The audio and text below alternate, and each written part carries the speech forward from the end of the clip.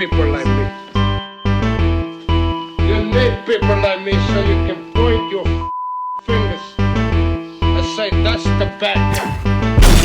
That's the bad guy. That's the bad guy. That's the bad guy. That's the bad guy.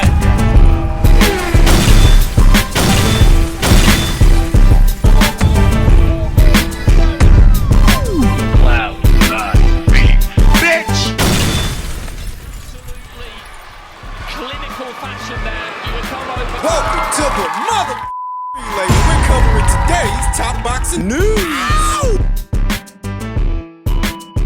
Okay, we'll start with this.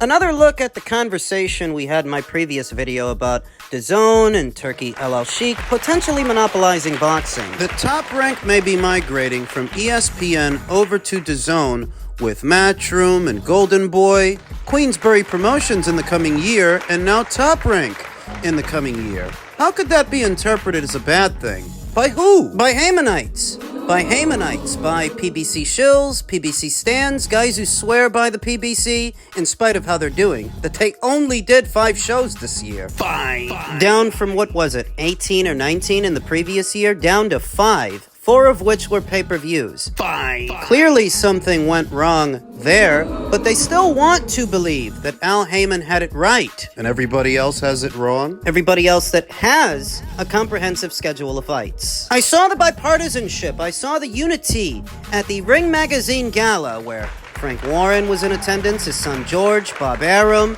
Eddie Hearn, Oscar De La Hoya, Dougie Fisher, Mario Lopez of the 3 Knockdown Rule. So many others in attendance in the spirit of bipartisanship and working together, actually doing something to elevate the sport, which is the opposite of what Al Haymon has been doing all these years and what he's taught his flock of fighters that are now dying out. His philosophy was never about elevating the sport of boxing. His philosophy was all about making off like it's a bank heist. That's it. Making off like a bandit. When you just take and take from the sport, but you don't give, you don't provide an avenue, a path to the future, and thus it's looking more and more like the PBC doesn't have one, because they're not signing new fighters to usher in a new generation of PBC boxing. Everybody else is. They're not. How could they? Amazon's not giving them a budget. We know they don't have any fight dates. They only did 5 fights this year. 5 shows. And so many people still can't get over that Al Haymon is a monumental screw-up and his PBC is an abject failure. These are the people that are pretending it's a bad thing, that all these promotional outfits will be housed under the same banner, preaching against the evils of a monopoly. Please. That's what Al Haymon was trying to do upon the inception of the PBC. He just failed. Failed miserably. Turki El Sheikh is everything Al Haymon pretends to be. That is, who you pretend Al Haymon is. Because the focus here is you, not him, not Al Haymon. Al Haymon and his PBC are fast becoming irrelevant. The division that they created in the boxing landscape the last 6 or 7 years is now being remedied by His Excellency in bringing all these promotional outfits together and housing them under one banner that will provide you with Matchroom shows and Queensberry shows and Golden Boy shows and Top Rank shows, as well as shows from smaller promotional outfits all around the world. Boxing! You don't like boxing?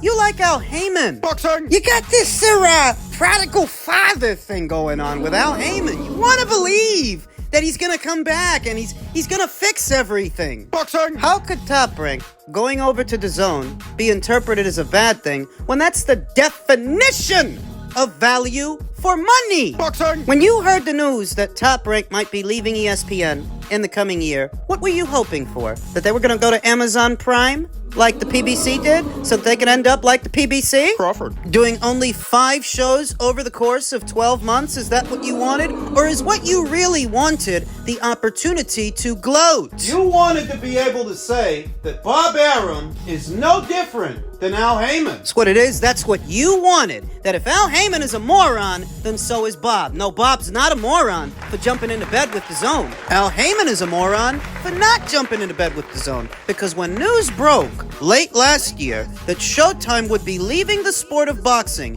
DAZN expressed an interest in going into business with the PBC, and the PBC chose to go to Amazon, not DAZN, so that they could do a grand total of 5 shows this calendar year. And that's what you wanted for Top Rank. What you wanted for Top Rank is for Top Rank to fail like the PBC failed, because you know they did. Failures.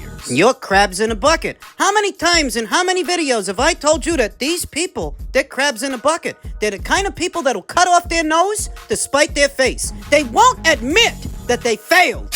But they want to see you do it too. They want to see you fail. They would rather the whole goddamn establishment burn. Garbage. This filth.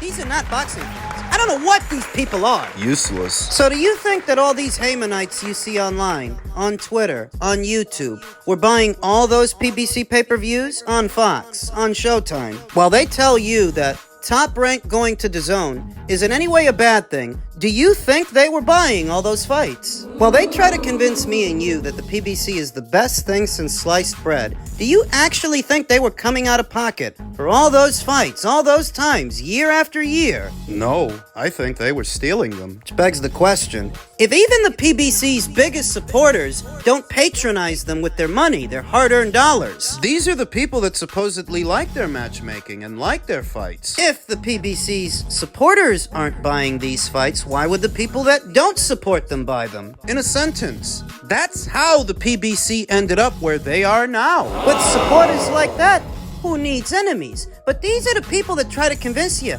Top Rank going to DAZN is a bad thing. This is a monopoly. Yeah, you're just saying that because Al Heyman's not at the party. He could have been. But he's a screw-up. So are you. That's why you identify with him. You! Two-bit morons passing themselves off as business guys. Back into the business. So how is it good for business that you went from doing something like 18 shows to just 5? That's good for business. Spare me. So there is something to be said about monopolies as a whole and monopolizing the sport of boxing. But at this point in the juncture, DAZN is pouring more money into the sport than everybody else, than anybody else. And you're saying it's not good that Top Rank went over there, so what would you have recommended? That they go to Prime? So that they can look as stupid as Al Heyman and all those PBC guys look right now? Come on, you know the business. What would you have recommended? Business guys? I saw the Blunts Boxing guy make the recommendation that what Top Rank should have did was go to Amazon. What? In an effort to validate the PBC's decision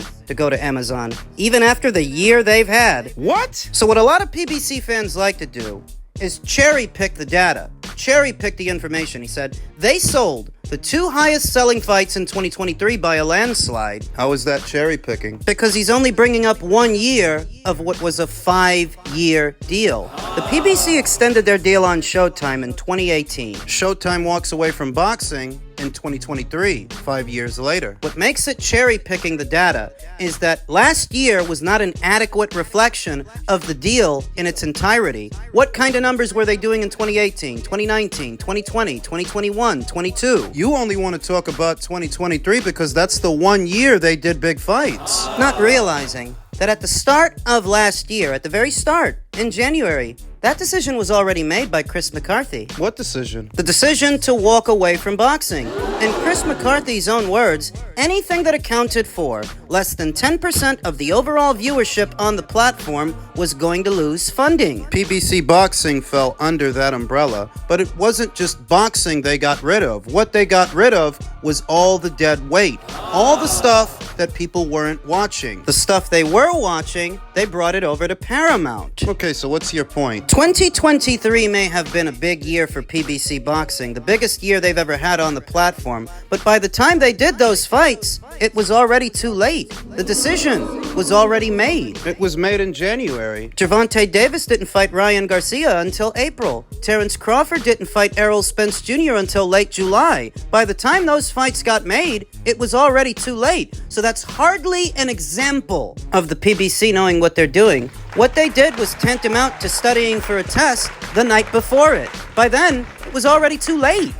That last-ditch effort to bring eyes to the platform, you're a day late and $1 short. But Blunts in Boxing continued, Amazon has 230 million subscribers. DAZN has only 60 million. This again. Oh, I heard this argument made a good number of times late last year when news broke that the PBC would be going to Amazon. Yes, Amazon has more subscribers, by and large, more subscribers than DAZN does. But how many of those subscribers are boxing fans?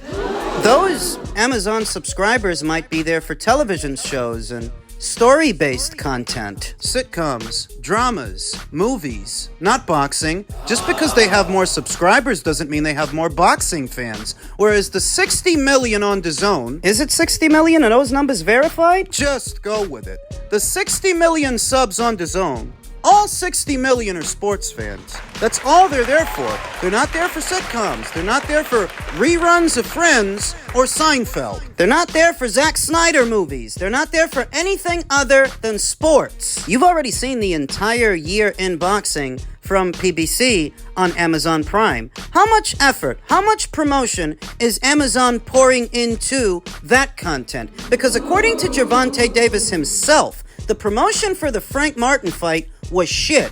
So shit, he skipped the grand arrivals. If what you're saying is true, the PBC should have had a bigger year than everybody since they're on a bigger platform. But they didn't. Did they? This is all about making Al Heyman and his PBC seem less dumb for going to Amazon. But you see the year they've had, and what you recommend is that Top Rank should have went there. Why, so that they can only do 5 shows in a calendar year like the PBC? Blunts in Boxing continued. Less network barriers are good, yes, but let's not act like the PBC did multiple co-promotions and network deals. You mean so they didn't have a choice? Because that's when they started doing them. And now what are you seeing? You're seeing waves of fighters, waves and waves of fighters you used to see on PBC shows going to other promotional outfits. I saw Joey Spencer just a few days ago on a Dimitri Salita promotion. Brandon Lee went to Queensbury Promotions. Elvis Rodriguez went back to Top Rank. Why? No fight dates, no money, no promotion, and no push from Amazon. No commitment. And this is where you think Top Rank should have went, so that they can end up like the PBC? How is that a good idea? It's not. He just wants to see Top Rank in the same compromising position as Al Heyman, so Al doesn't seem as dumb, doesn't seem as inept. It's all about saving face for Al. It's been difficult to get Teofimo opponents. Like on your guys' end, what's been the difficulty there for people to step in the ring with him? Well, he's so good they didn't want to fight him. I mean, we offered Haney to fight, and Haney didn't want it. So we'll find the big fight for Teofimo. He's a great talent, great personality, and he'll do very well both at the box office and on the pay-per-view. To you, Bob, outside of Ennis, what is the biggest fight you feel can be made for Teofimo at this time? Well, maybe Haney, I think, but he seems like he doesn't have very much interest in the fight, Haney. I don't know. We'll see. When we get back, we'll all meet and decide who the best available guy is, and that's who will fight. No, that's the confirmation that I was looking for. That's the confirmation that I needed. I knew that Teofimo said they made an offer to Devin, but I'm not going to believe it coming from him because he's the guy who thinks the only reason he lost to George Cambodia is because Matchroom set him up. Guy's off his rocker. Just because he says they made an offer to Devin, I'm not going to believe it. I need to hear it from the horse's mouth. I need to hear it from Bob. Bob says they made it. Now that does change things. The question then is, when did they make this offer to Devin? Did they make this offer to Devin while he was going through the whole thing with Ryan about the anti-doping fiasco, getting the loss overturned? Because if that's when they made the offer, then that really was a less than opportune time to make it. Excuses for Devin? Reality. That's reality. After that Ryan Garcia fight, everybody anticipated there's going to be a rematch. There's going to be a second fight. So that's a less than opportune time for Teo to crash that party, because if you do it then, you ain't going to get the fight. And so he didn't. Very much appreciative of Marcos Villegas' work on the field. I feel like he is one of the few journalists left in the sport, real journalists that ask real questions. Marcos asked Bob, what does Bob think is the biggest fight for Teofimo? The biggest fight for Teofimo may not be available to him. I think the biggest fight out there is the Ryan Garcia fight. But Ryan is not available. Ryan is currently under suspension. If what you're talking about is size, scale, and profile, money-wise, that would be the biggest fight, the Ryan fight. But that fight is not readily available. And even when Ryan Garcia's suspension is lifted, it's not a guarantee that it happens then either. But that's the biggest one. The Devin Haney fight would be a decent-sized fight, though I don't think it breaks $1 million. If I had to guess what that would do commercially, I'd say maybe $500,000, if they're lucky. Teofimo's not that big a draw by himself. And neither is Devin, but together, maybe they can bring in 400, 450, 5 if they're lucky. They don't do $1 million, though. It's funny that just a few weeks ago, Teofimo was trying to weasel his way out of his existing top-ranked deal, claiming that the contract was invalid, just for Bob Arum to promote this kid anyway, and not a foul word was spoken. Teofimo trashes Top Rank all the time. He takes shots at Top Rank all the time, claiming that they prioritize their black fighters over their Latino fighters. That's according to Teofimo. That doesn't make it true. Remember, this is the same guy who thinks the only reason he lost to George is because Matchroom set him up. Guy's head is a bag of cats. They're still promoting him. They're still doing their job, holding up their end of the bargain. But is Teofimo? A question was asked. What? Why is it so hard to make fights for Teofimo? My question would be, what fights have they tried to make? They mentioned the Devin Haney fight, but I didn't hear any mention of any other fights. Did they try to make a unification match with Alberto Puello? Would they try to make a unification with Richardson Hitchens? Would they try to make a unification match with Rayo? There are 3 other champions at that weight.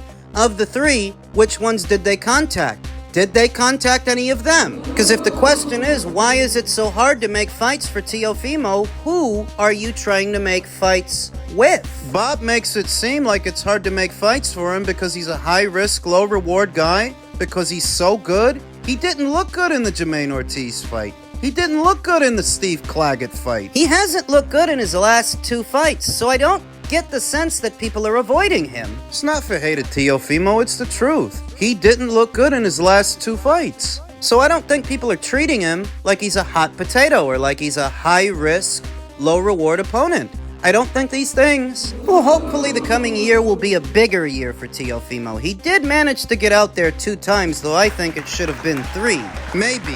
If Devin Haney can't get that Ryan Garcia rematch, if they can't iron out a deal, he can go back to talking to Teofimo. Do that fight. Do that one. Devin needs a big fight. So does Teofimo. You could bill it as a pay-per-view, do it in the tri-state area, or Vegas. You could bring it there. So you believe it from Bob, but not from Teofimo. I do.